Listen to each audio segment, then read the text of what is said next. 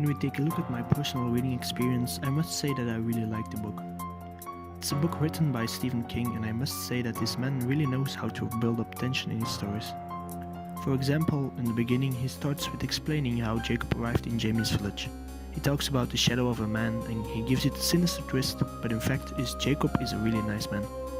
The book is, in my opinion, very well written. King writes his stories in a certain way, and once he begins with a certain description or a new chapter, he builds up the tension so that you just can't quit and you want to know how it ends.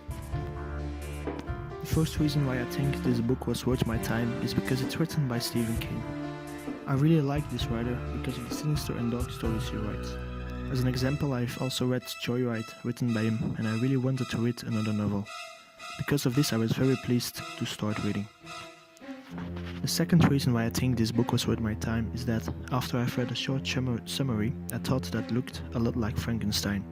Jacob does also a lot of experiments with electricity, and this is very similar to Dr. Frankenstein. I really like this novel, and because Stephen King's book has the same theme, I thought that I would like this too. The last reason why I think that this book was worth my time is the end. Jacob tries to make contact with the dead held by Jamie. They revive a woman named Mary Faye, and she explains that there is no afterlife at all, but just a world where everyone is a slave controlled by the Mother of Death. It's an end where I would never have thought of, and I think it's really good, because after this we see how Jamie gets scared of the afterlife and that he doesn't want to die. It's really an innovative end, and that is also why I like the book. Harry might have gotten rich, but he was still thrifty, and we ate ketchup leftovers from Sunday lunch.